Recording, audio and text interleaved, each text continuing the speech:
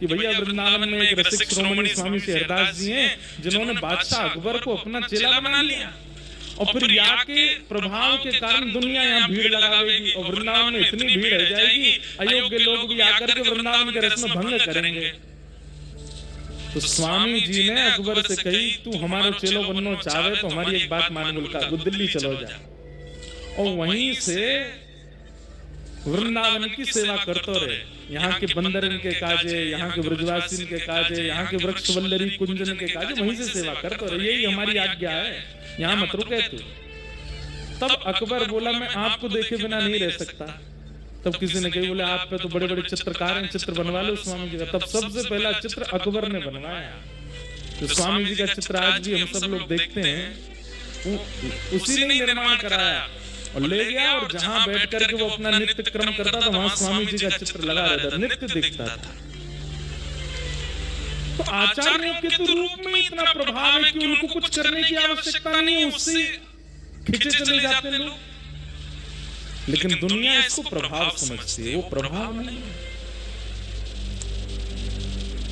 चैतन्य महाप्रभु के रूप पर सार्वभौम भट्टाचार्य आसक्त हो गए।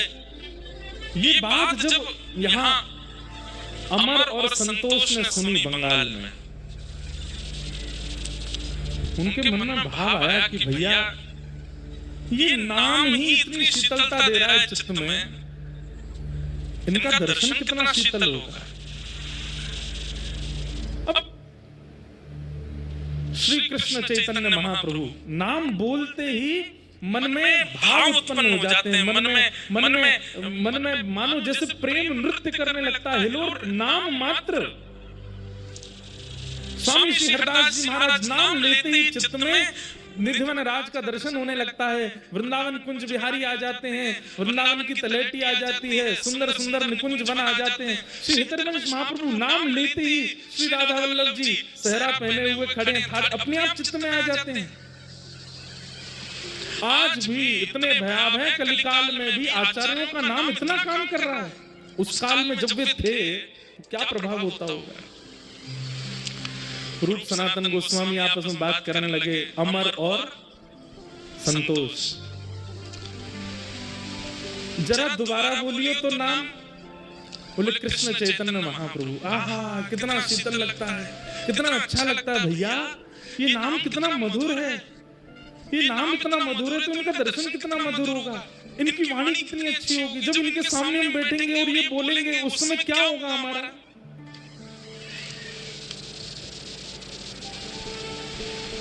मन में विचार करने लगे क्या करें। तब महाप्रभु जी को इन्होंने पत्र लिखा और पत्र में लिख करके महाप्रभु जी से कहा कि हे महाप्रभु जी, हमारी स्थिति अब रहने की नहीं है, अपनी पूरी स्थिति बताइए, हम कौन हैं, किस पदवी पर हैं, कितना धन है, कितनी संपत्ति है। बोले हमारे जो वस्त्र हैं उनमें भी सोने की कढ़ाई होती है। सब लोग इधर देखो, ध्यान से सुनो। हमारे पास इतने घोड़े हैं, भोजन पानी बनाने के लिए इतने सेवक हैं, हमारे पास कोई कमी नहीं है, लेकिन मन में संतुष्टि नहीं है।